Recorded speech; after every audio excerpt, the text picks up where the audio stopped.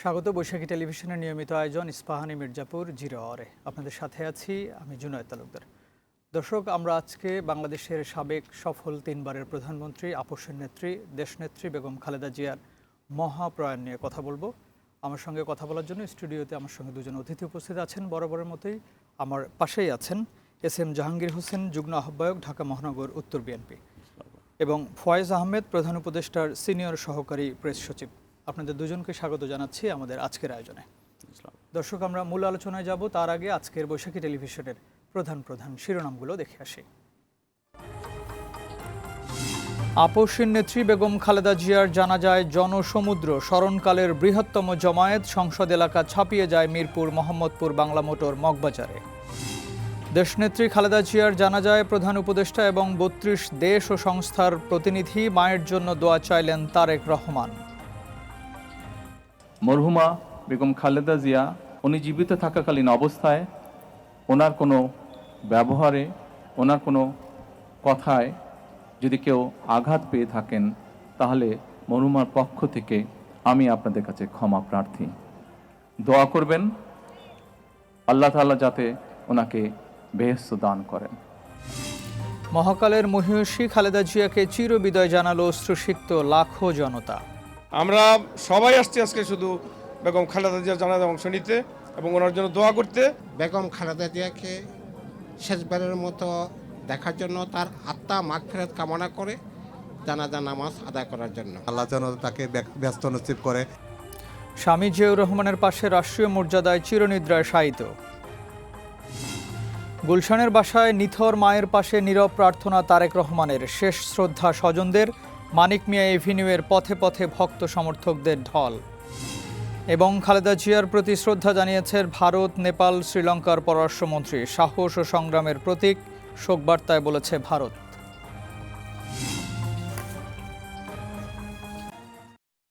প্রিয় দর্শক, ইংরেজি নববর্ষ 2026কে আমরা স্বাগত জানাচ্ছি। Happy new year. আমরা যে আলোচনার কথা বলছিলাম, দেশনেত্রীর মহাপ্রয়াণ নিয়ে কথা বলবো। আমাদের এই অনুষ্ঠানটি বৈশাখী টেলিভিশনের পাশাপাশি ইউটিউব চ্যানেল এবং ফেসবুক পেজেও সরাসরি সম্প্রচারিত হচ্ছে। প্রথমে আমি ফয়েজ আহমেদ আপনাকে দিয়ে একটু শুরু করতে চাই। এই যে আমরা আজকে দেখলাম সাবেক প্রধানমন্ত্রী, সফল প্রধানমন্ত্রী, আপসের নেত্রী, এই যে মানুষের ঢল তার জানা যায়, এবং দেশ বিদেশ থেকে আমরা দেখলাম যে 32টি দেশ থেকে লোকরা এসেছেন, বিভিন্ন মন্ত্রণালয়ের লোকজন এসেছেন তাকে স্বাগত জানানোর জন্য। এই যে মহা একটা ব্যাপার, এটা কি এর আগে আর কখনো আমরা কত আগে দেখেছি? আমরা দেখেছি জিয়াউর রহমানের সময় দেখেছিলাম শহীদ প্রেসিডেন্ট, তারপর এই যে দেখলাম, আপনি কিভাবে বিশ্লেষণ করবেন?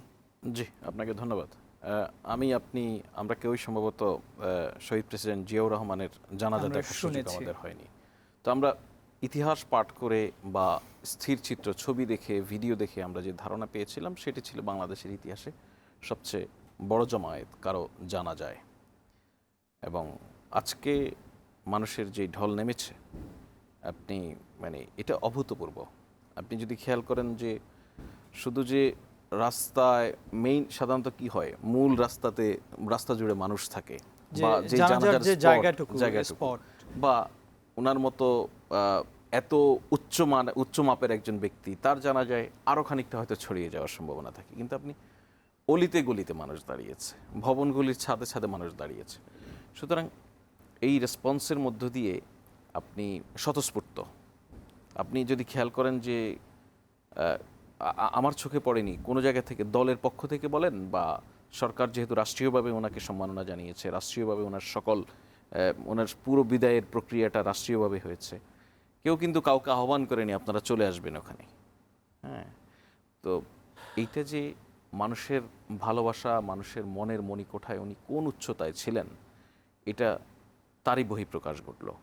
এখানে খুব প্রাসঙ্গিকভাবে বলা উচিত যে আজকে বেগম জিয়ার জানাজা অনুষ্ঠানে জনাব তারেক রহমান যে বক্তব্য রেখেছেন,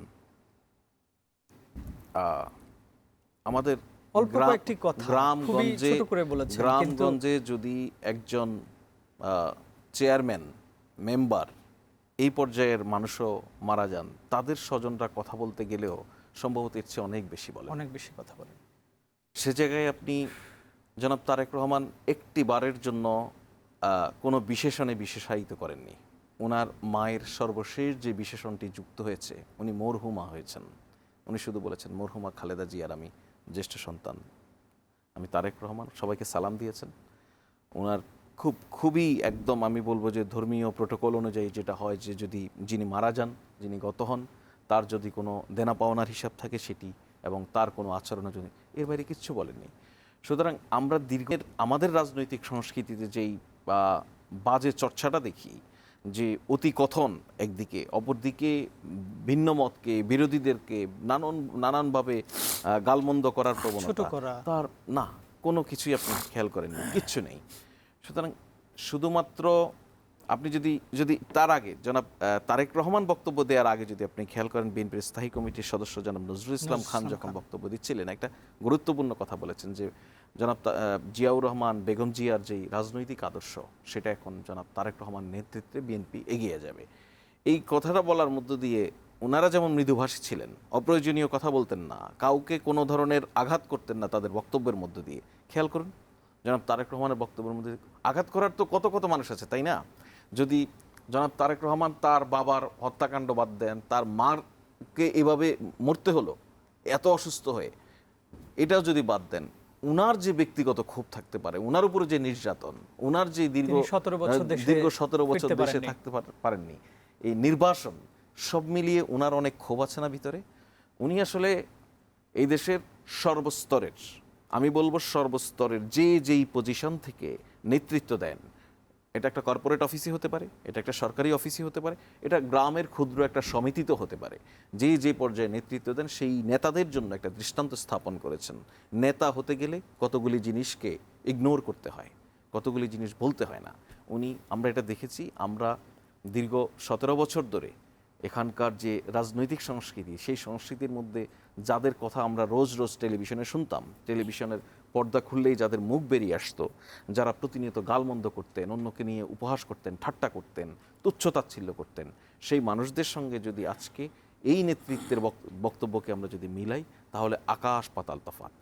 তো সেই জায়গা থেকে এটা যেমন আজকের দৃষ্টান্ত, জানা যায় মানুষের উপস্থিতি, জানা যায় নেতাদের বক্তব্য, এবং সর্বোপরি আপনি যদি খেয়াল করেন যে এই বিপুল জনসমাগমের মধ্যে খুব সুশৃঙ্খলভাবে কোথাও বিএনপির নেতাকর্মীরা তাদের বাহিরে প্রচুর সাধারণ মানুষ এখানে অংশ নিয়েছে, শতবর্ষী মানুষ অংশ নিয়েছে, আমি দেখেছি 110 বছর বয়সী একজন মানুষ অংশ নিয়েছে, যিনি বলেছেন যে তিনি এর আগে জিয়াউর রহমানের জানাজায়ও অংশ নিয়েছিলেন। এরকম উনি এই জানাজায় অংশ নেওয়ার সুযোগটি মিস করতে চাননি। তাহলে এই তীব্র শীতের মধ্যে সারা দেশের বিভিন্ন প্রান্ত থেকে মানুষ, এবং আমি ধারণা করি যদি শীতের তীব্রতা এতটা বেশি না হতো, তাহলে হয়তো গত রাত থেকেই ঢাকা শহর মানুষে ভরে যেত, আরও এই সংখ্যাটা আরও অনেক বেশি হতে পারতো হয়তো। কিন্তু যা হয়েছে সেটা বাংলাদেশের রেকর্ড। বাংলাদেশের অতীতে কখনো এত মানুষের সমাগম কোনো জানাজায় অ্যাটলিস্ট দেখা যায়নি। এটা বেগম জিয়ার প্রতি এই দেশের মানুষের শ্রদ্ধা, এবং বেগম জিয়ার প্রতি যারা নির্যাতন নিপীড়ন করেছে তাদের প্রতি একভাবে মৌন একটা ঘৃণা প্রদর্শন করে। আমরা একটু এস এম জাহাঙ্গীর আপনার কাছ থেকে শুনে আসতে চাই, এই যে আমরা দেখলাম বেগম খালেদা জিয়ার জানাজায় লাখো লাখো মানুষের ঢল, এখানে কাউকে, যেটা ফয়েজ আহমেদ বলছিলেন, যে কাউকে আসলে বলা হয়নি, আহ্বান জানানো হয়নি যে আপনারা আসেন বা এটা এই সময়ে জানাজা হবে, যেটা জাস্ট জানানো হয়েছিল। কিন্তু এই স্বতঃস্ফূর্ত মানুষের ঢল, আপনি তো রাজনীতি করছেন সেই দলেরই, মানে কেন এটা হলো বলে আপনার কাছে মনে হয়? আপনি তো অনেক দিন থেকে কাজ করছেন এই দলের সাথে। ধন্যবাদ আপনাকে। আজকে 31শে ডিসেম্বর একটি সূর্য অস্তমিত হলো, তার সাথে সাথে বিএনপির চেয়ারপারসন সাবেক আমাদের দেশনেত্রী বেগম খালেদা জিয়ার একটি সূর্যের যে আলো বিস্ফোরিত করে তার আজকে প্রদীপ নিভে গেল। তা আমি সর্বপ্রথম এই 2026-এর হ্যাপি নিউ ইয়ার জানাচ্ছি সারা বাংলাদেশের মানুষকে, বিশেষ করে আমার ঢাকা 18 আসনের জনগণকে। তার মাধ্যমে শুরু করছি। আপনি যে কথাটি বলছেন যে বেগম খালেদা জিয়ার জানাজা, আমরা আমাদের ফয়েজ ভাই যে কথাটা বলেছেন যে আমরা তখন জিয়াউর রহমানের জানাজা আমরা আসতে পারিনি, বা তখন আমরা অনেক ছোট ছিলাম, আমরা শুনেছি। আর আজকে তার সাক্ষী হলাম। ইতিহাস, মুসলিম বিশ্বের ইতিহাসে আয়াতুল্লাহ খোমেনি সাহেবের জানাজা সবচেয়ে বড় জানাজা ছিল। আর তারপরে তার রেকর্ড ভেঙে আজকে দেশনেত্রী বেগম খালেদা জিয়ার জানাজা হয়েছে। আপনারা বলেছেন, প্রতিটা মিডিয়া সেভাবে দেখিয়েছে, জানিয়েছে, আমরাও দেখেছি। তো সেই ক্ষেত্রে আমি বলবো যে একটা মানুষের কর্মই কিন্তু একটা মানুষকে এত বৃহৎ আকার ধারণ করায়। দেশনেত্রী বেগম খালেদা জিয়া বাংলাদেশের রাজনীতির ইতিহাসে সেরকমই একজন পরিস্ফুটিত একটি ফুল ছিলেন। তিনি দীর্ঘদিন তিনি কিন্তু রাজনীতি করবেন এই এই চিন্তা করে তিনি কিন্তু রাজনীতি শুরু করেননি, কিন্তু একটা ঘটনার পরিপ্রেক্ষিতে তিনি রাজনীতি এসেছেন। কিন্তু রাজনীতি এসে তিনি যে সফলতা অর্জন করেছেন, সেই সফলতার বহিঃপ্রকাশ হলো আজকে বাংলাদেশের আজকের যেই দেশনেত্রী বেগম খালেদা জিয়া আজকে যখন তিনি মৃত্যুবরণ করলেন তার জানাজা। তিনি দেখেন প্রতিটা ক্ষেত্রে তিনি সফল হয়েছেন। আর বাংলাদেশের অর্জনের ক্ষেত্রে জিয়া পরিবারের যে সফলতা এসেছে, তার সফলতা এসেছে একমাত্র শহীদ রাষ্ট্রপতি জিয়া রহমানের হাত ধরে, দেশনেত্রী বেগম খালেদা জিয়ার হাত ধরে, এবং এদেশের মানুষ বিশ্বাস করে আগামী দিনে আসবে আমাদের বিএনপির ভারপ্রাপ্ত চেয়ারম্যান জনাব তারেক রহমানের হাত ধরে। তার এই ধারাবাহিকতায় আজকে তারেক রহমান রাজনীতি করছেন। দেশনেত্রী বেগম খালেদা জিয়া, এখন আমি কোনটা বলবো, কোন সাবজেক্টটাকে আমি আগে নিয়ে আসবো? তিনি এই যে দেশের সফলতার সাথে আমি যদি অন্য দিক বাদ দিই, আপনি এরশাদ বিরোধী আন্দোলন থেকে যদি শুরু করি, দেখেন এরশাদ বিরোধী আন্দোলনে যখন তিনি নেতৃত্ব দিচ্ছিলেন, তখন কিন্তু তিনি শুধু বিএনপির নেতৃত্ব দেননি, একাধারে তিনি বাংলাদেশের বিরোধী দলের টোটাল নেতৃত্বটা তিনি দিয়েছেন। যখন 88 সনে শেখ এবং হাসিনা, সেই সময় 1986 সালের যে নির্বাচন, এরশাদ সাহেবের যে নির্বাচন, সেই নির্বাচনে কিন্তু তিনি যাননি এবং তিনি বলেছিলেন যে এই সরকারের অধীনে আমরা কোনো নির্বাচনে যাব না। যদিও সেখানে আওয়ামী লীগেরও নির্বাচনে যাওয়ার কথা ছিল না, সেই সময় শেখ হাসিনার নেতৃত্বে যে আওয়ামী লীগ ছিল তারা পরে তাদের সিদ্ধান্ত পরিবর্তন করে তারা নির্বাচনে অংশগ্রহণ করেছেন, কিন্তু খালেদা জিয়া সেই নির্বাচনে অংশগ্রহণ যাননি। তো দেখেন তৎকালীন সময়ে তিনি যেমন বিএনপির নেতৃত্ব দিয়েছেন, তিনি কিন্তু আওয়ামী লীগেরও নেতৃত্ব দিয়েছেন। কিভাবে? 88 সনে যখন চট্টগ্রামে শেখ হাসিনার একটি প্রোগ্রামে যাওয়ার কথা, সেখানে একটি প্রোগ্রামে হামলা হয় এবং আওয়ামী লীগের বেশ কয়েকজন নেতাকর্মী মারা যায়। তার পরবর্তীতে যখন তার ঢাকাতে প্রতিবাদ সভা হয়, সেই প্রতিবাদ সভায় কিন্তু শেখ হাসিনা যায়নি, কিন্তু সেখানে কিন্তু দেশনেত্রী বেগম খালেদা জিয়া গিয়েছিলেন এবং তার নেতৃত্ব দেশনেত্রী বেগম খালেদা জিয়া দিয়েছেন। এই যে একটা মানুষের মহানুভবতা, যেখানে অন্যায় দেখেছেন সেখানে তিনি প্রতিবাদ করেছেন, সেখানে তিনি রুখে দাঁড়িয়েছেন। এবং আমরা যে বলি যে দেশনেত্রী বেগম খালেদা জিয়া আপোষ করেনি, এটা তো ঠিক। বাংলাদেশের স্বার্থ সংশ্লিষ্ট যে ব্যাপারগুলো আছে সেখানে তিনি আপোষ করেনি। আবার কিছু কিছু ক্ষেত্রে আপোষ করেছেন। কোন ক্ষেত্রে? যখন দেখেছে যে 96 সালের নির্বাচনের কথা যে আমরা বলি, 15 ফেব্রুয়ারি যে নির্বাচন, সেই নির্বাচনে দেখেন কি হলো। সেই নির্বাচনে কিন্তু দেশনেত্রী বেগম খালেদা জিয়া যদি মনে করতেন যে তিনি নির্বাচন দিবেন না, তাহলে তো সেটা পারতেন, কিন্তু তিনি নির্বাচন দিয়েছেন, কিন্তু কোনোভাবেই চান নাই যে দেশে কোনো ক্ষতি হোক। সেই নির্বাচন দিয়েই কিন্তু বিএনপি বিরোধী দলে গিয়েছে। তো এইভাবে আমি আপনাকে প্রথমে যে কথা, এই যে খালেদা জিয়া যেভাবে সব কিছুতেই পজিটিভলি কথা বলেছেন, এবং আমরা দেখেছি এই 5ই আগস্টের পরেই আপনাদের একটা সমাবেশ হয়েছিল নয়াপল্টনে, সেখানেও তিনি বাসা থেকে অসুস্থ ছিলেন, তিনি অনলাইনে একটি বক্তব্য দিয়েছিলেন, ভিডিও অনলাইনে, সেখানেও তিনি কিন্তু পজিটিভ কথা বলেছেন। সেই সময়ের আওয়ামী লীগের কথাও তিনি খুব বাজেভাবে বলেননি। তিনি বলেছেন অন্যায় অবিচারের বিরুদ্ধে থাকতে হবে, গণতন্ত্রের পথে থাকতে হবে, দেশ এবং দেশের জনগণের জন্য থাকতে হবে। এই যে ওনার পজিটিভ কথাবার্তাগুলো, সেগুলোকে আপনারা এখন যারা রাজনীতি করছেন বিএনপিতে, তারা কিভাবে আসলে নেবেন, সেটা কি আপনারা ফলো করবেন কিনা তার মতো করে? আমরা অবশ্যই আমার নেত্রীকে আমরা ফলো করব, আমাদের নেতা যা বলেন সেটা আমাদের ফলো করব। দেখেন আপনি যে ফয়জবে বললেন, আজকে জানা যায় বসে যে কথাগুলো বলা দরকার ছিল, অতীতের যে রাজনীতি থাকতো, আমরা যে কথাগুলো বলতাম বা নেতা নেত্রীরা যে কথাগুলো বলতো, সেই বক্তব্যগুলো সেখানে আসেনি। এবং আমাদের নেত্রী দেশনেত্রী বেগম খালেদা জিয়া 5ই আগস্টের পরে, আমি 6ই আগস্ট জেল থেকে বেরিয়েছি, 5ই আগস্টের পরে যতগুলো বক্তব্য দিয়েছেন, আপনি কি শুনেছেন কোনো একটা জায়গায় ফেসিবাদী শেখ হাসিনার নাম বলেছে? সেটাই যে আপনারা সেটা ফলো করবেন কিনা। আমরা কিন্তু তাদের দেখানো পথেই তো আমরা চলছি, আমরা তো সেই পজিটিভ রাজনীতিটা করছি। এই গত 17 বছর মানুষ যেভাবে গুম খুন হত্যার শিকার হয়েছে, বাংলাদেশে যদি সে একই দ্বারা প্রচলিত থাকে, তাহলে বাংলাদেশের মানুষ পরিবর্তনটা কি দেখলো? পরিবর্তনটা তো কোনো এক জায়গা থেকে করতে হবে। সেই পরিবর্তনটা আসতেছে এবং আসছে বেগম খালেদা জিয়ার নেতৃত্বে এবং বেগম খালেদা জিয়ার হাত থেকে। আপনি দেখেন আমরা একসঙ্গে জেল খেটেছি আমাদের মামুনুল হক সাহেব সহ। তো মামুনুল হক সাহেব একদিন বলতেছিলেন যে যখন 5 তারিখের পরে উনি জেল থেকে বের হলেন, তখন আমি দেশনেত্রী বেগম খালেদা জিয়ার কাছে গিয়েছি। উনি একটা গল্পের আকারে বলছিলেন।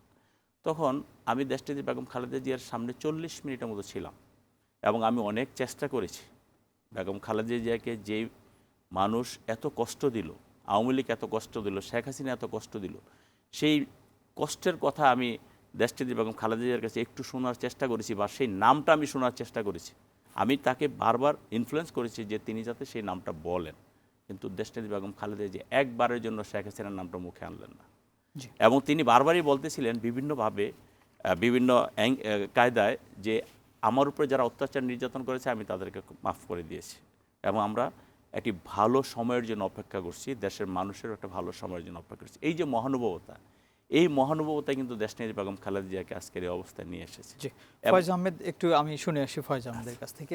এই যে আমরা বিদেশি যে মিডিয়াগুলোকে আমরা দেখলাম ফলো করে, বাংলাদেশের প্রতিটা মিডিয়া তো ছিলই, আছে, এবং সাথে বিদেশের বিবিসি, সিএনএন, এনডিটিভি, সবগুলো চ্যানেল যেভাবে বেগম খালেদা জিয়াকে উপস্থাপন করেছে, এটা আমরা কিন্তু এর আগে কখনো কোনো বিষয়ে হয়তো দেখিনি। মিডিয়াগুলো কেন এভাবে তাকে উপস্থাপন করলো, আসলে কোন কোন কারণে হতে পারে? ওকে, এখানে একটা ইন্টারেস্টিং জিনিস আছে আপনার, এটা খুব টেকনিক্যাল, শেয়ার করার মতো। আমি বর্তমানে যে দায়িত্বে আছি, আমি মাননীয় প্রধান উপদেষ্টার প্রেস উইংয়ে কাজ করি ওনার। এই দায়িত্বের আগে আমি তো সাংবাদিকতা করেছি। তো আমি ঢাকায় নিউ এজ পত্রিকার সঙ্গে কাজ করতাম, এর বাইরে আমি বিদেশি একটা গণমাধ্যমের বাংলাদেশের প্রতিনিধি হিসেবে কাজ করেছি। সে সময় আমি বোথ ঢাকা এবং ওয়াশিংটনের জন্য আমি বেগম খালেদা জিয়ার শারীরিক অবস্থা, ওনার উপরে জেল, জুলুম, নির্যাতন, ওনার উপরে মিথ্যা বানোয়াট মামলা, এই বিষয়গুলি নিয়ে আমি ডজন ডজন রিপোর্ট লিখেছি। তো সেই সময় কিন্তু আপনি ঢাকার মিডিয়া, আজকে ধরুন আজকের বাস্তবতায় আপনি বেগম জিয়াকে যে সম্মান দেখিয়ে কথা বলার সুযোগ পাচ্ছেন, বেগম জিয়াকে নিয়ে যতগুলি স্টোরি করার আপনারা টেলিভিশনে সুযোগ পাচ্ছেন, এটা তো আপনি 5 আগস্ট পূর্ববর্তী সময়ে চিন্তা করতে পারতেন না, তাই না? তো সেই সময়ে কিন্তু গ্লোবাল মিডিয়া, তো সে তো আর আওয়ামী লীগ দ্বারা নিয়ন্ত্রিত ছিল না। তো গ্লোবাল মিডিয়ায় তখনও বেগম জিয়ার খুবই অবস্থান ছিল, ওনাকে নিয়ে প্রচুর রিপোর্ট হতো, ওনার শারীরিক অবস্থার নিয়মিত আপডেটগুলি বিদেশি মিডিয়ায় প্রকাশ হতো, প্রচার হতো। ওনার জেল জীবন নিয়ে, ওনার মামলার রায় নিয়ে, ওনার পরবর্তী স্বাস্থ্যের অবস্থা নিয়ে, ওনার হসপিটালে যাওয়া আসা নিয়ে বারবার প্রচুর রিপোর্ট হয়েছে ইন্টারন্যাশনাল মিডিয়া। উনি ইন্টারন্যাশনাল মিডিয়ার জন্য আগে থেকেই বেশ গুরুত্বপূর্ণ ফিগার, খুবই গুরুত্বপূর্ণ ফিগার। বিকজ গ্লোবাল মিডিয়া যখন অ্যানালাইসিস করে এই জায়গাগুলিতে নির্মোহভাবে করে, আজকে বাংলাদেশের পার্সপেক্টিভে বসে আমরা অনেক ক্ষেত্রে অনেক কিছু নির্মোহভাবে বলতে পারি না, দুটো কারণে বলতে পারি না। একটি হচ্ছে আমাদের বায়াসনেস থাকতে পারে, অপরটি হচ্ছে নানান ধরনের প্রতিবন্ধকতা থাকতে পারে। বায়াসনেস সবসময় যে আপনার নেগেটিভ জিনিস তাও না, কখনো কখনো ইতিবাচক বায়াসনেসও তৈরি হয়। আমার দেশ, আমার সার্বভৌমত্ব, আমার স্বাধীনতা, আমার নেত্রী, এসব মিলিয়ে এক ধরনের বায়াসনেস তৈরি হওয়ার জায়গা থাকে। বিকজ ওনার অনেক কাজের কারণে আপনি নানানভাবে এই সোসাইটি বেনিফিটেড সে জায়গা থেকে। কিন্তু একটি বিদেশি রাষ্ট্রের সাংবাদিক যিনি বিদেশ থেকে সাংবাদিকতা করছেন অথবা এখান থেকে বিদেশের জন্য সংবাদ পাঠাচ্ছেন, তাকে পুরোপুরি নির্মোহভাবে কাজ করতে হয়। সো গ্লোবাল মিডিয়ার নানান প্যারামিটারে যখন ওনাকে বিশ্লেষণ করেছেন দীর্ঘদিন থেকে, ওনার প্রোফাইল কিন্তু অলমোস্ট অল রেপুটেড ইন্টারন্যাশনাল মিডিয়ার কাছে রেডি ছিল। কারণ ওনার শারীরিক অবস্থা দিয়ে যে কোনো সময় একটা দুর্ঘটনার, একটা দুঃসংবাদ শোনার জন্য আমরা তো প্রস্তুত ছিলাম। যে ওনার যে শারীরিক অবস্থা, উনি জেলে হেঁটে হেঁটে গিয়েছেন, সেখান থেকে হুইল চেয়ারে বেরিয়েছেন, ওনার হাতের কী অবস্থা হয়েছে আমরা দেখেছি, ওনার শরীরের কী অবস্থা হয়েছে, এগুলি নিয়ে কোনো অভিযোগ উনি কোনোদিন করেননি, কিন্তু কোনোদিন করেননি। সুস্থ হওয়ার যখন উনি বক্তব্য দেওয়ার সুযোগ পেলেন অভ্যুত্থানের পরে, সে সময় একবারও বলেননি দেখুন আমি কিন্তু এই শারীরিক অবস্থায় ছিলাম না, উনি দাঁড়াতে পারছিলেন না, তাই না? সো আপনি ইন্টারন্যাশনাল মিডিয়া এই জিনিসগুলি খুব খেয়াল করে। উনি ইন্টারন্যাশনাল মিডিয়ার কাছে আগে থেকেই গুরুত্বপূর্ণ। উনি এই দেশের 3 বারের প্রাইম মিনিস্টার, উনি এই দেশের শহীদ প্রেসিডেন্ট জিয়াউর রহমানের স্ত্রী, উনি সাবেক সেনাপ্রধানের স্ত্রী, উনি খুবই, আপনি সারা পৃথিবীর রাজনীতির ইতিহাসে উনি একটা গুরুত্বপূর্ণ ফিগার। এই কারণে আপনি সিম্পলি একজন হাউসওয়াইফ একটা দেশের 3 বারের প্রধানমন্ত্রী হয়েছে, একজন হাউসওয়াইফ যতগুলি আসনে নির্বাচনে অংশ নিয়েছে, কোনোবার ওনাকে পরাজয়ের গ্লানি টাচ করতে পারেনি। সো এগুলি তো ইম্পর্টেন্ট, বাট আনফর্চুনেটলি আমাদের পলিটিক্যাল কালচারে ওনাকে নানানভাবে নিচে নামানোর চেষ্টা হয়েছে, ওনার বিরুদ্ধে অন্যায় অপবাদ দিয়ে ওনার ইমেজকে ম্লান করার চেষ্টা হয়েছে। দেশের মানুষ এবং বিদেশে যারা বসেন, বাংলাদেশ নিয়ে যারা কাজ করেন, তারা প্রত্যেকে এই বিষয়ে অবগত। দ্যাটস ওয়াই আপনি যখন ওনার সর্বশেষ শারীরিক অবস্থার আপডেটগুলি পাওয়া যাচ্ছিল, ওনার মৃত্যুর সংবাদ, এটা গ্লোবাল মিডিয়ার কাছে অনেক গুরুত্বপূর্ণ সংবাদ, অনেক গুরুত্বপূর্ণ সংবাদ। বিকজ বাংলাদেশের একটা বৃহৎ জেনারেশন জুড়ে যার রাজনৈতিক প্রভাব এখানে থাকবেই, থাকছে, বা এই অভ্যুত্থানের সময় আপনি দেখুন, এই অভ্যুত্থানের সময়ে যারা জন্ম নিয়েছেন, যারা অভ্যুত্থানটা ঘটিয়েছেন, তারা যখন জন্ম নিয়েছেন তাদের অনেকে বেগম জিয়াকে প্রাইম মিনিস্টার অবস্থায়, ইভেন কে অনেকে বিরোধী দলীয় নেত্রী অবস্থায়ও দেখেননি। এই মানুষগুলি আপনি খেয়াল করুন কি করেছেন, অভ্যুত্থানের পরবর্তীতে তাদের জন্য সবচেয়ে বড় আকর্ষণীয় ফিগার কে হয়ে উঠেছেন? বেগম জিয়া। অভ্যুত্থানের পরে সবার আগে কার মুক্তি নিয়ে কথা বলেছেন? বেগম জিয়া। সুতরাং তাদের কাছে উনি দৃষ্টান্ত তৈরি করেছেন, উনি প্রতিনিয়ত নিজেকে জাহির করেননি আমি এই করেছি, আমি ওই করেছি। আপনি দেখুন বাংলাদেশের ইকোনমি আজকে যে টিকে আছে এর প্রধানতম কারণ হচ্ছে ভ্যাট সিস্টেম। এই ভ্যাট সিস্টেমটা উনি চালু করেছিলেন। এই ভ্যাট সিস্টেম যখন উনি ইন্ট্রোডিউস করেন সে সময় আপনার আওয়ামী লীগ তখন বিরোধী দলে হরতাল ডেকেছিল, তাই না?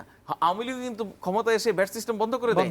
সুতরাং শুধুমাত্র এটাই এখন সরকারের সবচেয়ে ইনকামের একটা বড় জায়গা, এটা রাষ্ট্র এভাবে চলে। শুধুমাত্র রাজনৈতিক প্রতিহিংসা পরায়ণ বা রাজনৈতিক চিন্তার জায়গা থেকে আমাদের দেশের পলিটিক্যাল পার্টিগুলি যেভাবে ফাংশন করে, আমরা কিন্তু বেগম জিয়া বা তার রাজনৈতিক দলকে এভাবে ফাংশন করতে অনেক ক্ষেত্রেই দেখিনি। আপনি খেয়াল করুন যে পার্শ্ববর্তী দেশ ভারত, এই সর্বশেষ যখন ইউএস ট্যারিফ নেগোসিয়েশন নিয়ে নানা আলোচনা হচ্ছিল, তখন কিন্তু সেখানে তাদের কোনো বিরোধী দল তার সরকারের বিরুদ্ধে অবস্থান নেয়নি, সব দল এক জায়গায় হয়েছে ডিউ টু এটা ন্যাশনাল ইন্টারেস্টের বিষয়। আমরা কিন্তু বাংলাদেশের সেই চরিত্রটি পাইনি। অপরদিকে আপনি যদি বিএনপির কথা বলেন, বিএনপির দিক থেকে সরকার কিন্তু সহযোগিতা পেয়েছে। আপনি একই জায়গায় যদি আওয়ামী লীগকে চিন্তা করেন, মানে কিভাবে ফেইল করানো যায়, আমি আপনাকে লাইভ টক শোতে বলছি যে এই পরিস্থিতিতে যখন বাংলাদেশ ইউএস ট্যারিফ নিয়ে ফাইট করছে, বাংলাদেশ যদি এই ইউএস ট্যারিফ নেগোসিয়েশনে যদি সাকসেস না হতো, এখানে একটা গোষ্ঠী যারা নানানভাবে অ্যাফিলিয়েটেড উইথ আওয়ামী লীগ, তারা উন্মুখ হয়ে বসেছিল, বিভিন্নভাবে কথা বলেই যাচ্ছে।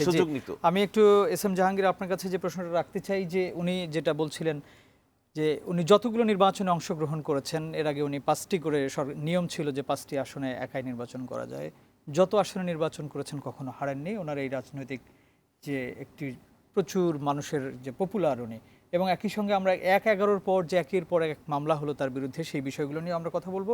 আমাদের একটা বিজ্ঞাপন বিরতির সময় হচ্ছে। প্রিয় দর্শক, ইস্পাহানি মির্জাপুর 0 আওয়ারে নিচ্ছে ছোট্ট একটি বিজ্ঞাপন বিরতি, এসে আবার কথা বলবো।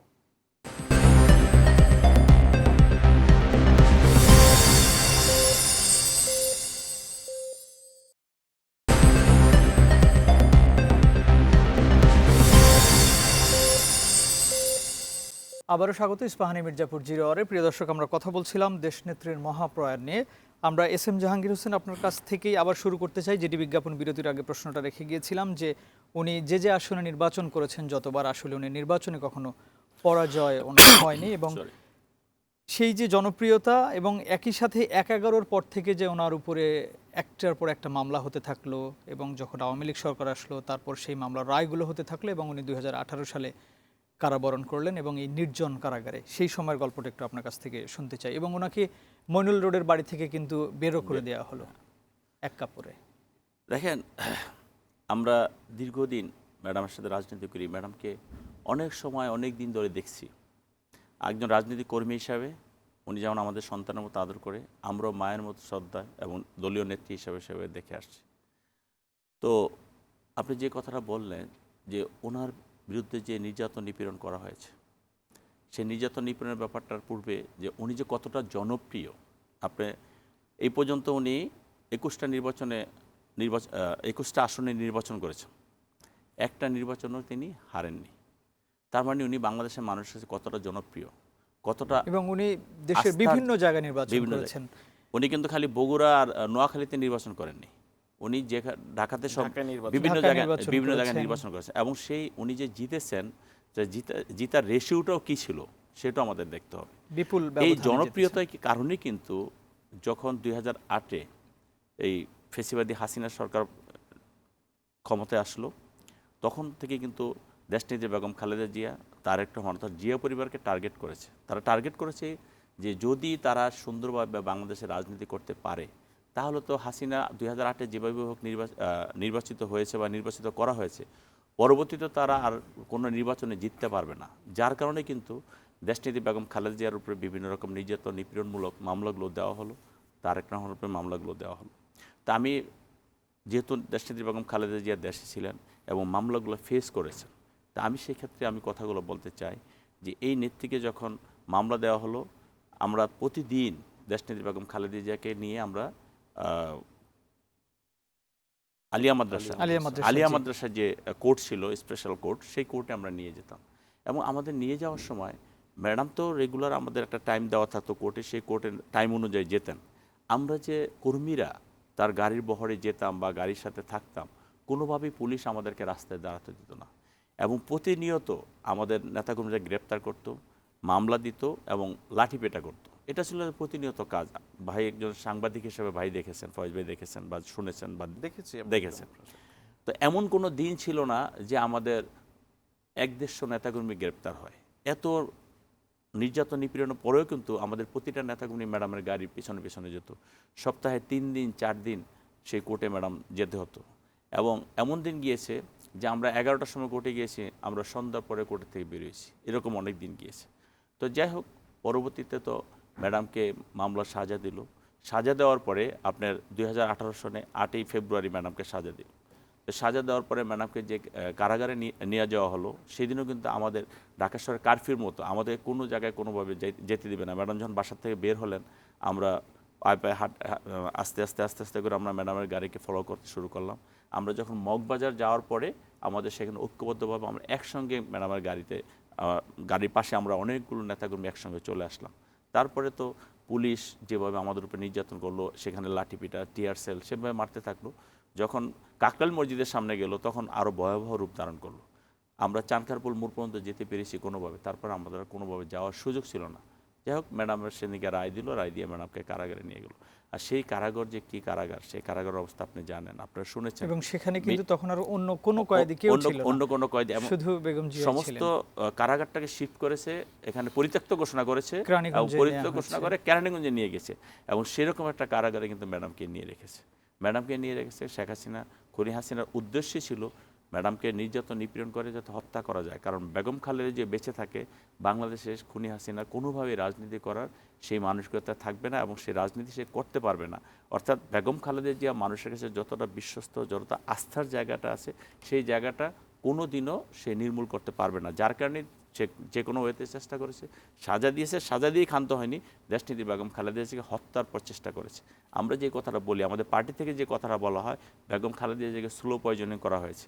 আজকে ম্যাডামের বিভিন্ন রকম অসুস্থতা, সে অসুস্থতা কিন্তু আমাদের বিভিন্ন ডাক্তার বোর্ড যখন বসে, তখন কিন্তু তারা সেই কথাগুলো বলে যে হ্যাঁ, বিএনপি যে আশঙ্কা করেছে বা আশঙ্কা করতেছিল যে বেগম খালেদা জিয়াকে স্লো পয়জনিং করা হয়েছে, হয়তো সেই ঘটনাটি সত্যি।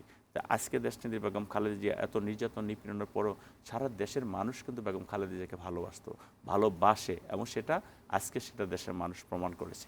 এবং আপনি দেখেন যে শহীদ রাষ্ট্রপতি জিয়াউর রহমান যখন চাকরিরত অবস্থায় যে বাসায় ঢুকেছেন, তখন তিনি বাংলাদেশের প্রেসিডেন্ট হয়ে তিনি সেই বাসায় থেকেছেন। বেগম খালেদা যে সেই 44 বছরের সেই বাড়ির থেকে তাকে কিন্তু উচ্ছেদ করা হয়েছে। এবং বেগম খালেদা জিয়ার চোখে মানুষ কিন্তু কখনো পানি দেখেনি, কিন্তু সেদিনই কিন্তু প্রথম পানি দেখেছে। কষ্টের জায়গায় যে বেগম খালেদা জিয়াকে ম্যাডাম নিজে বলেছেন যে তাকে এক কাপড়ে সে বাড়ির থেকে বের করে দিয়েছে। এই যে নির্যাতন, এই যে নিপীড়ন, সে নির্যাতন নিপীড়ন করে আজকে বেগম খালেদা জিয়াকে আরও জনপ্রিয় করে তুলেছে তার ব্যক্তিত্বের কারণে, তার দেশাত্মবোধের কারণে। আজকে খুনি হাসিনা এত কিছুর পরেও কিন্তু সে দেশে টিকতে পারেনি। আজকে আমাদের নজরুল ইসলাম খান সাহেব যখন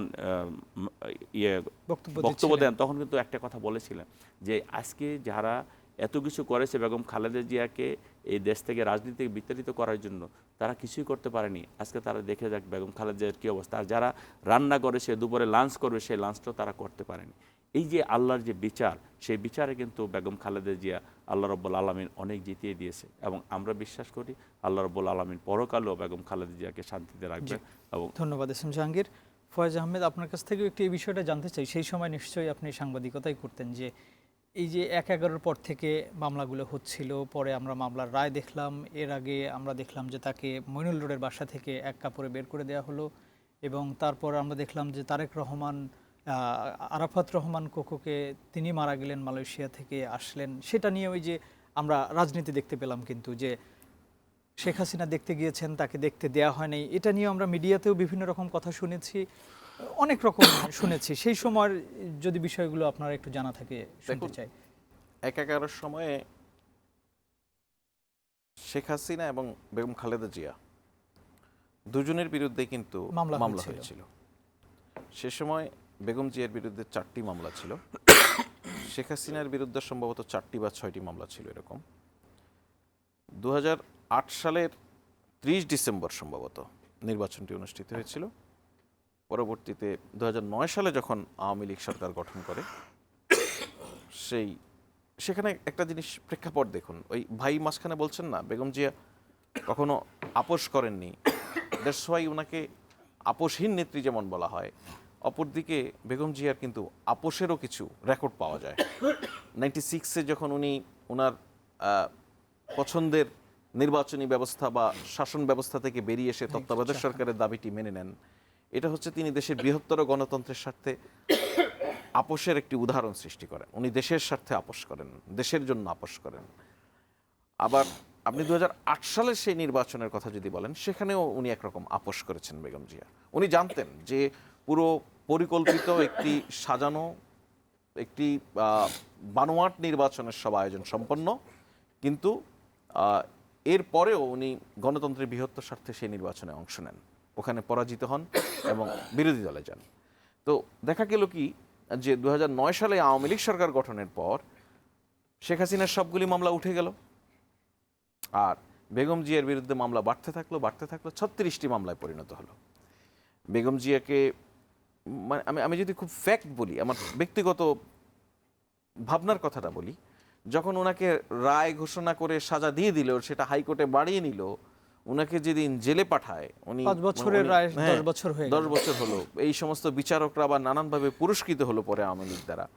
তো আমি ধারণা করেছিলাম যদি ওনাকে জেলে পাঠানোর সিদ্ধান্তও হয়, রায়ও হয়, তবু অন্তত ওনাকে ওনার জায়গায় যে সম্মান দেখিয়ে ওনাকে ওনার বাসায় রেখে সেটাকে হয়তো সাবজেল ঘোষণা করা হতে পারে, সর্বোচ্চ যদি জুলুম করে।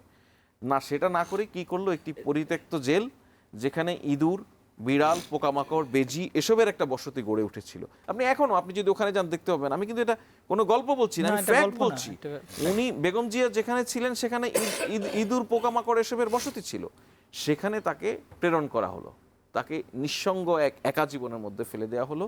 ভাই তো যেটা বললেন, বিএনপি দীর্ঘদিন এই অভিযোগ করেছে স্লো পয়জনিংয়ের, সেটা খুব প্রমাণিত না হলেও একটা জিনিস প্রমাণিত, সেটা হচ্ছে শেখ হাসিনা বেগম জিয়াকে হত্যা করতে চেয়েছিল। এই যে হত্যা করার একটা মনোবাসনা, তার এই মনোবাসনা কোনো না কোনো সময়ে আপনি দেখুন যে প্রকাশ্যে এসেছিল। বলেছিল না যে বয়স তো অনেক হয়েছে, এই শুনি যায় এই শুনি যাবে, তো মরে না কেন, মরলে কি হয়। গত 2 দিনেও সেই ক্লিপগুলো আবার দেখলাম আমরা, ভিডিও ক্লিপগুলো। এক্স্যাক্টলি। সো এই যে পাবলিক স্টেটমেন্টের মধ্যে একজন মানুষের, আপনি আপনার চরম শত্রুর মৃত্যু কামনা করবেন না, তাই না? তো পাবলিক স্টেটমেন্টে যখন শেখ হাসিনার মুখ দিয়ে এই বক্তব্যগুলি বেরিয়ে আসে, দ্যাট মিনস তার মনে আরও কি বিষ ছিল সেটা তো টের পাওয়া যায়। তো এর থেকে এটা প্রমাণিত হয় তার বেগম জিয়াকে হত্যার একটা প্রবল প্রচেষ্টার মধ্যে সে ছিল।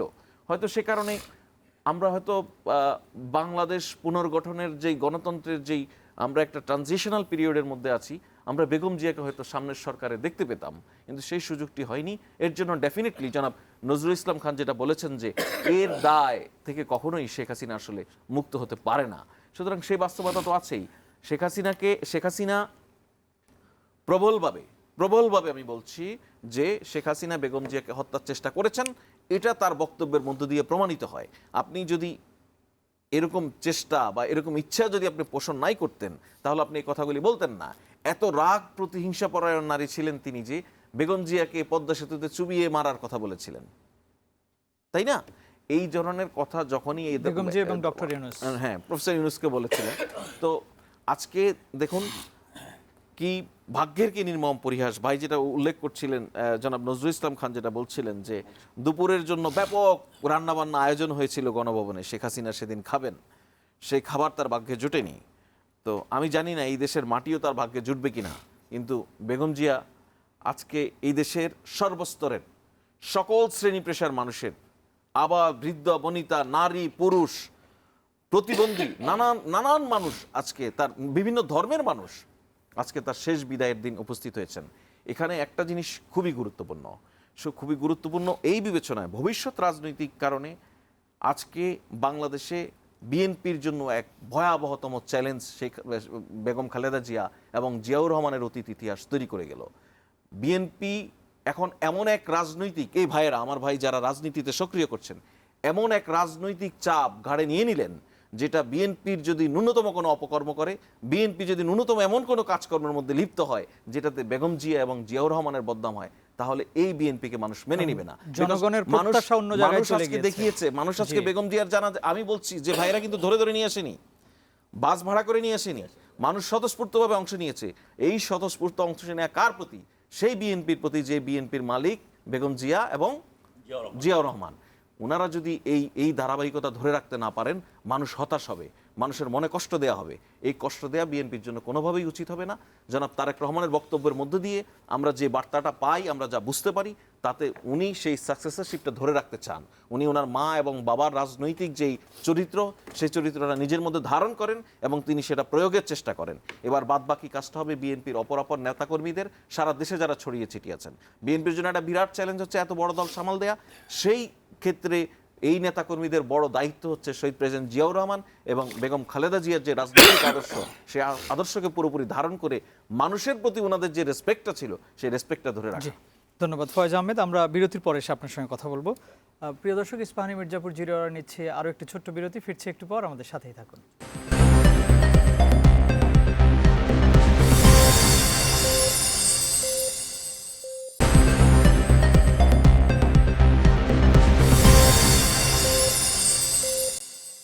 আবারও স্বাগত ইস্পাহানী মির্জাপুর জিরো আওয়ারে। প্রিয় দর্শক, আমরা কথা বলছিলাম দেশ নেত্রীর মহাপ্রয়াণ নিয়ে। আমাদের এই অনুষ্ঠানটি বৈশাখী টেলিভিশনের পাশাপাশি ইউটিউব চ্যানেল এবং ফেসবুক পেজেও সরাসরি সম্প্রচারিত হচ্ছে। এস এম জাহাঙ্গীর, আপনার কাছে যে প্রশ্নটি করতে চাই, বেগম খালেদা জিয়া তিনি কিন্তু শুধু, আমরা এই 5 আগস্টের পর যেটা দেখলাম ধীরে ধীরে, যে তিনি শুধু বিএনপির নেত্রী না, তিনি সারা দেশের অভিভাবক হয়েছিলেন। তো তার এই প্রয়াণে দেশের রাজনীতিতে কোনো শূন্যতা তৈরি হতে পারে কিনা এবং বিএনপি সেই শূন্যতা পূরণ করতে পারবে কিনা? ধন্যবাদ আপনাকে। আমি প্রথমেই বলেছিলাম, কিন্তু আপনি একটা জিনিস খেয়াল করবেন যে দেশনেত্রী বেগম খালেদা জিয়া শুধু বিএনপির নেত্রী ছিলেন না, তিনি দেশের নেত্রী ছিলেন।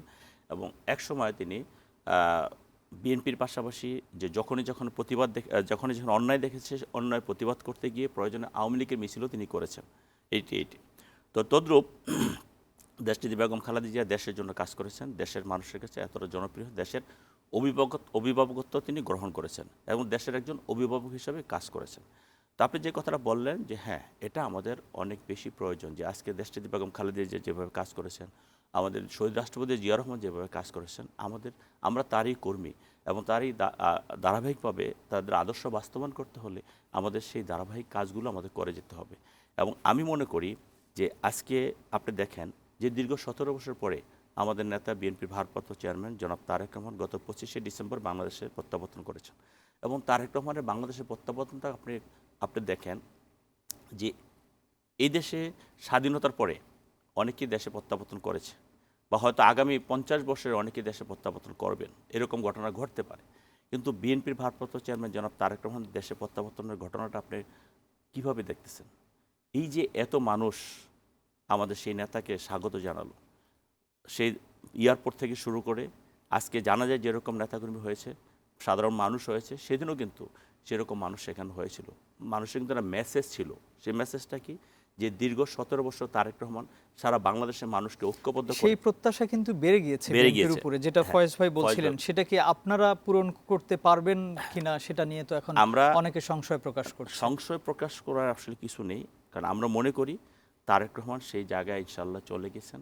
এবং তারেক রহমান এই গত 17 বছরে বাংলাদেশের মানুষকে যেভাবে ঐক্যবদ্ধ করেছেন, এই দেশের মানুষকে ঐক্যবদ্ধ করে কিন্তু ফেসিবাদের পতন ঘটিয়েছেন। এবং দেশে এসে তিনি প্রথম দিন থেকে যে সমস্ত বক্তব্যগুলো দিচ্ছেন, এবং তিনি কিন্তু প্রথম দিনে একটা বক্তব্য দিয়েছিলেন, we have a plan for the people, for the country. তার মানে তারেক রহমান একটা প্ল্যান করে কিন্তু দেশকে এগিয়ে নিয়ে যাওয়ার জন্য তিনি কাজ করে যাচ্ছেন। হ্যাঁ, উনি তো জানতেন যে আমাদের নেত্রী দেশনেত্রী বেগম খালেদা যে অসুস্থ, রাজনীতিতে দেশনেত্রী বেগম খালেদা যদি আল্লাহ রাব্বুল আলামিন তাকে বাঁচিয়ে রাখতেন, হয়তো তারেক রহমানের একজন বটগাছ হিসাবে তাকে সাপোর্ট করে যেতেন বা সেভাবে গিয়েছেন। কিন্তু আগামী দিনগুলো তাকেই পরিচালিত করতে হবে এই দেশের মানুষকে, সেইভাবে তিনি পথ নিদর্শক হিসাবে কাজ করে যাচ্ছেন। তা আমাদের বিশ্বাস, এই দেশবাসীর বিশ্বাস, তারেক রহমান ওই জায়গায় চলে গিয়েছেন এবং সেই শহীদ রাষ্ট্রপতি জিয়া রহমান এবং দেশনেত্রী বেগম খালেদা জিয়া যেভাবে দেশকে দিয়ে গিয়েছেন, তারেক রহমান সাহেব ইনশাল্লাহ সেভাবে দেশকে দিয়ে যেতে পারবেন। কারণ তারেক রহমানের শরীরে শহীদ রাষ্ট্রপতি জিয়াউর রহমান এবং খালেদা জিয়ার রক্ত প্রবাহিত, এবং আপনি দেখেছেন যে শহীদ রাষ্ট্রপতি জিয়াউর রহমানের সততা এবং দেশপ্রেম এবং আমাদের দেশনেত্রী বেগম খালেদা জিয়ার সততা এবং দেশপ্রেম দুটো সমন্বয় করে কিন্তু আজকে তারেক রহমান, এবং তারেক রহমান সে 91 নির্বাচন থেকে কিন্তু তিনি শুরু করেছেন, এবং আজকে তার পথ চলাগুলো দেখেন, অনেক তার প্রতিকূলতা এসেছে, অনেক প্রতিহিংসা তার উপর হয়েছে, তাকে যে মামলা দিয়েছে বা ফয়েজ ভাই যেটা বললেন, তাকে সাজা দিয়েছে, তাকে এই দেশ থেকে যেতে বাধ্য করেছে, প্রতিটি ঘটনায় কিন্তু তাকে অনেক পিছিয়ে দেওয়ার কথা, কিন্তু তিনি কিন্তু পিছিয়ে থাকেননি। তিনি দেশকে ভালোবাসেন, দেশের মানুষকে ভালোবাসেন, যার কারণে দেশনেত্রী বেগম খালেদা জিয়া এবং তারেক রহমানের দিকে তাকিয়ে জিয়াউর রহমানের দিকে তাকিয়ে তিনি কিন্তু এগিয়ে গিয়েছেন। তিনি পিছিয়ে যাওয়ার কোনো সুযোগ নাই, এবং আমি বিশ্বাস করি দেশের মানুষের আস্থা তার উপরে যেভাবে এসেছে, আগামী দিনে শহীদ রাষ্ট্রপতি জিয়াউর রহমানের দেখানো পথ অনুযায়ী এবং দেশনেত্রী বেগম খালেদা জিয়ার দেখানো পথ অনুযায়ী তারেক রহমান চলবেন, এবং তারেক রহমান ইনশাল্লাহ বাংলাদেশকে অনেক দূরে এগিয়ে নিয়ে যাবেন। ধন্যবাদ আপনাকে। ফয়েজ আহমেদ, একটু ছোট করে জানতে চাই, যেহেতু কথা বলছিলাম সামনে নির্বাচন, 12 ফেব্রুয়ারি নির্বাচন নিয়ে একটু জানতে চাই যে এই যে এখন যে আইন শৃঙ্খলা পরিস্থিতি বিরাজমান, যেটা আমরা দেখছি বিভিন্ন জায়গায় অনেক সমস্যা হচ্ছে, এবং একই সাথে তথ্য প্রযুক্তির যে ব্যাপার, আমরা এআই এবং বিভিন্ন বিষয় দেখে থাকি যে ফেক জিনিস বিভিন্ন মিডিয়াতে বিভিন্নভাবে প্রচার হয়, সেখানে নির্বাচন কমিশন এবং সরকারের জন্য এই বিষয়গুলো আসলে কতটা কঠিন হবে বলে আপনার কাছে মনে হয় 12 ফেব্রুয়ারি নির্বাচনকে ঘিরে? জি, আমি আপনার এই ইলেকশন রিলেটেড প্রসঙ্গে আসার আগে জাস্ট ছোট্ট একটা বিষয় বলি। আমরা যখন পলিটিক্যাল জার্নালিজম, আমরা নানান ইস্যুতে কথা বলতাম, তখন আওয়ামী লীগের একদম শীর্ষ থেকে শুরু করে প্রান্তিক পর্যায়ের নেতারা প্রায় বলতেন বিএনপির নেতৃত্ব কই, বিএনপির নেতৃত্ব কই। তখন আমরা একটা বিষয় নিজের আলাপ করতাম যে বিএনপির নেতৃত্ব তৈরি করার ক্ষেত্রে আওয়ামী লীগ একটা বড় ভূমিকা পালন করছে। এই জুলুম নির্যাতনের মধ্য দিয়ে যে নেতৃত্ব বিএনপিতে গড়ে উঠছে, সেই নেতৃত্ব আগামীতে বিএনপিকে নেতৃত্ব ঠিকই দিতে পারবে, কিন্তু আওয়ামী লীগের নেতৃত্ব কই? আপনি যদি খেয়াল করেন যে আওয়ামী লীগ তো একটা দল হিসেবে টোটাল পালিয়ে গেছে, তাই না? সো শেখ হাসিনা এখন পর্যন্ত কিন্তু এই সাহস করতে পারেনি, বা তার দলের কোনো পর্যায়ের কেউ সাহস করতে পারেনি যে দলের মুখপাত্র হিসেবে ভূমিকা নিবে, যেখানে হোক যেভাবে হোক কেউ সাহস করতে পারেনি। দ্যাট মিনস একটা পার্টি যখন আর রাজনৈতিক দল থাকে না, আওয়ামী লীগ নিজেকে রাজনৈতিক দলের চরিত্র থেকে বের করে নিয়ে এসেছে বহু আগে, সেটা রাজনৈতিক দলে ছিল না, একটা নিপীড়কের ভূমিকা ছিল। এটা অনেকেই বলে থাকেন যে 2018 নির্বাচনের পর থেকেই মূলত আওয়ামী লীগ রাজনৈতিক দল হতে পারে, মানে এটা তাদের মধ্যে আছে। পলিটিক্যালি যদি আপনি এই বিশ্লেষণে এখন আর যাব না, পলিটিক্যালি যদি আপনি বহু আগে থেকে বিশ্লেষণ করেন আওয়ামী লীগের রাজনৈতিক চরিত্র, আওয়ামী লীগের রাজনৈতিক ঢং, আওয়ামী লীগের রাজনৈতিক বয়ান, তাহলে আপনি ধরে ধরে দেখিয়ে দিতে পারবেন যে তার রাজনৈতিক রূপে একটি আসলে ভিন্ন ফেসিবাদী কায়দায় চল। কখন পূর্ণ ফেসিবাদ হয়ে উঠবে সেজন্য হয়তো এত দীর্ঘ অপেক্ষা ছিল তাদের, তারা হয়ে উঠেছে। সুতরাং ওই নেতৃত্বের জায়গা যেটা বলেন, সেই জায়গাটা বিএনপির নেতৃত্ব আসলে প্রতিনিয়তই প্রকাশ্য ছিল, যে জনাব তারেক রহমান দেশে ফিরতে পারা, উনি দেশে ফিরবেন, তারপরে যে ওনার নেতৃত্বে দল চলবে, সারা বাংলাদেশের নেতৃত্ব উনি দিয়েছেন। ওনার মায়ের দীর্ঘ অসুস্থতা, দীর্ঘ কারাবরণ, এই সময়টা তো উনিই দল চালিয়েছেন। এর মধ্যে তো বিএনপিতে এমন কোনো ঘটনা আওয়ামী লীগ বহু চেষ্টা করেও পারেননি যে আরেকটি গ্রুপকে সামনে নিয়ে এসে বিএনপির নেতৃত্ব দাবি করে, বহু চেষ্টা করেছেন, পারেননি। এবার আপনি নির্বাচনে যে প্রসঙ্গে এসেছেন, দেখুন আমাদের সোশ্যাল যেই রিয়েলিটি, এখানে পলিটিক্যাল মোমেন্টাম, পলিটিক্যাল পার্টিগুলির বড় স্কেলে অ্যাক্টিভিটিস ইটসেলফ একটা বড় নিয়ামক এখানে অপরাপর সামাজিক অপরাধকে থামিয়ে রাখার জন্য। আপনি যদি গত কয়েকদিন ধরে খেয়াল করেন, আমাদের পলিটিক্সে যে কারণেই হোক, বেগম জিয়ার বিদায় বলেন বা যে কারণেই হোক, নানান ধরনের political activities is very visible, right? So এই পলিটিক্যাল অ্যাক্টিভিটিসের ফলে আপনি দেখুন তো অন্যান্য সামাজিক অপরাধের মাত্রা কমে এসেছে না? অনেক কমে এসেছে। সুতরাং একটা বেকোয়াম এটা সোসাইটিতে থাকতে দেওয়া উচিত না। আমরা বারবার এটাকে ইন্সপায়ার করছি, পলিটিক্যাল পার্টিগুলির নির্বাচন কেন্দ্রিক তাদের যত তৎপরতা বাড়ে, আপনি দেখুন সামাজিক অন্যান্য অপরাপর অপরাধগুলি কমে আসে।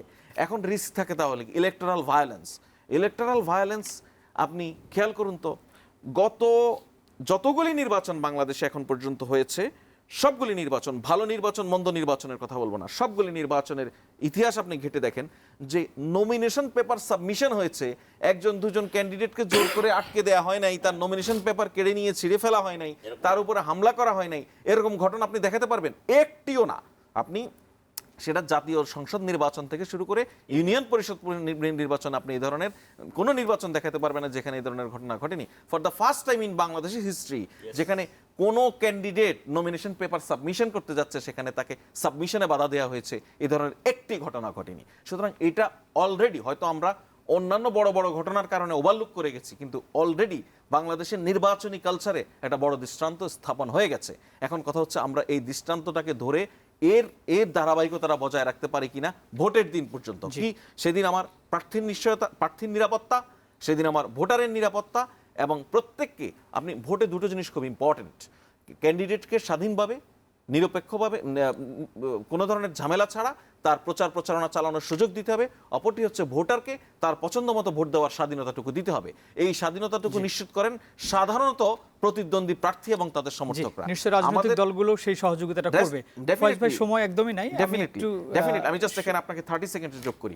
আমরা পুলিশ বা আমাদের আইন শৃঙ্খলা বাহিনীর নানান দুর্বলতা নিয়ে কথা বলি, বাস্তব ভিত্তিক দুর্বলতা আছে, অস্বীকার কোনো জায়গা নেই, কিন্তু আমাকে সবাইকে মাথায় রাখতে হবে আমরা শেখ হাসিনার অনেক শক্তিশালী আইন শৃঙ্খলা বাহিনী দিয়ে নির্বাচন দেখেছি যেগুলি কোনো নির্বাচনই ছিল না। সুতরাং আমরা সক্ষমতা কম, আমাদের বাহিনীতে সমস্যা আছে, এর মধ্যেও রাজনৈতিক দলগুলি যদি আন্তরিক হয় আমরা ইতিহাসের সেরা নির্বাচনের দিকে যাচ্ছি, কোনো সন্দেহ নেই। ধন্যবাদ। এস এম জাহাঙ্গীর, আমি ছোট্ট একটা প্রশ্ন, আপনি ছোট করে একটু বলবেন যে আপনারা যে নির্বাচনটা করছেন 12 ফেব্রুয়ারির জন্য, সেখানে আপনাদের দলেরই বিভিন্ন প্রার্থীরা কিন্তু আমরা এখন দেখছি যে স্বতন্ত্র প্রার্থীর দিকে যাচ্ছে, এবং আমরা গতকাল যেটা জেনেছি যে 9 জন বড় প্রার্থী যারা স্বতন্ত্র হিসেবে নির্বাচন করবেন তাদেরকে দল থেকে প্রাথমিক সদস্যপদ বাতিল করা হয়েছে। যেমন এখানে নীরব সাহেব আছেন, রুমিন ফারহানা আছেন, হাসান মামুন আছেন, এরকম আরও অনেকে।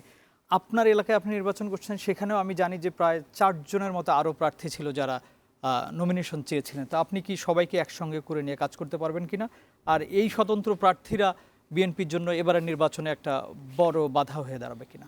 না, ধন্যবাদ। বিএনপি একটি অনেক বড় দল, 300 আসন নির্বাচন হচ্ছে। এখানে 300 আসনে মিনিমাম একটা আসনে যদি 5 জন করেও ধরেন 3-5-1500 এখানে প্রার্থী আছে। স্বাভাবিক কারণে প্রার্থীর প্রতিযোগিতা থাকবে, এটি স্বাভাবিক, এটা কিন্তু অস্বাভাবিক কিছু না, এটা গণতান্ত্রিক প্রক্রিয়া। তবে পার্টি যখন ডিসিশন দিয়ে দেয়, সেই ডিসিশন অনু করে আমরা সবাই পার্টির সিদ্ধান্তকে মেনে নিই। আপনি যে কথাটা বললেন যে আমার আসনেও 5 জন প্রার্থী ছিলেন, আমি মনে করি হ্যাঁ, যারা ছিলেন নিজেদেরকে যোগ্য মনে করেছেন, চেয়েছেন, কিন্তু পার্টি যাকে অধিগত যোগ্য মনে করেছে তাকেই নমিনেশন দিয়েছে, এটি স্বাভাবিক, এটি হয়।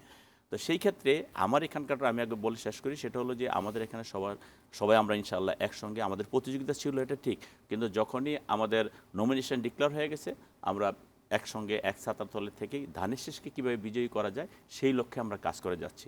আর অন্যান্য জায়গায় যেখানে বিদ্রোহী প্রার্থী আছে, তা আমার মনে হয় যে উড্ডুর ডেট পর্যন্ত এই সমস্ত বিদ্রোহী প্রার্থীগুলো থাকবে না, কারণ বিএনপির রাজনীতি জনগণের জন্য, বিএনপির রাজনীতি জনকল্যাণের জন্য। সেই কল্যাণকর রাজনীতি করতে গিয়ে সবাই বিএনপির ভারপ্রাপ্ত চেয়ারম্যান জনাব তারেক রহমানের নির্দেশনাকে মেনেই কাজ করবে। হয়তো 2-1 জন কোনো জায়গায় যদি থেকেও যায়, আমার মনে হয় সেটা পার্টিতে খুব একটা ভূমিকা রাখবে বলে আমি মনে করি না, এবং আমি আশা করব যে সবাই বিএনপির ভারপ্রাপ্ত চেয়ারম্যান জনাব তারেক রহমানের নির্দেশনা মেনে আগামী দিনে রাজনীতি পরিচালনা করবেন এবং রাজনীতিতে থাকবেন, কেউ এই ধরনের অপকর্মের সাথে জড়িত হবে না, এটা আমি বিশ্বাস করি। জনাব এস এম জাহাঙ্গীর, ফয়েজ আহমেদ, আপনাদের দুজনকে অসংখ্য ধন্যবাদ স্টুডিওতে এসে আমাদেরকে সময় দেওয়ার জন্য। প্রিয় দর্শক, ইস্পাহানি মির্জাপুর 0 আওয়ারে এই ছিল আমাদের আজকের অনুষ্ঠান। আগামীকাল অন্য কোনো অতিথি এবং অন্য কোনো বিষয় নিয়ে আবারও কথা হবে। সে পর্যন্ত ভালো থাকুন, শুভরাত্রি।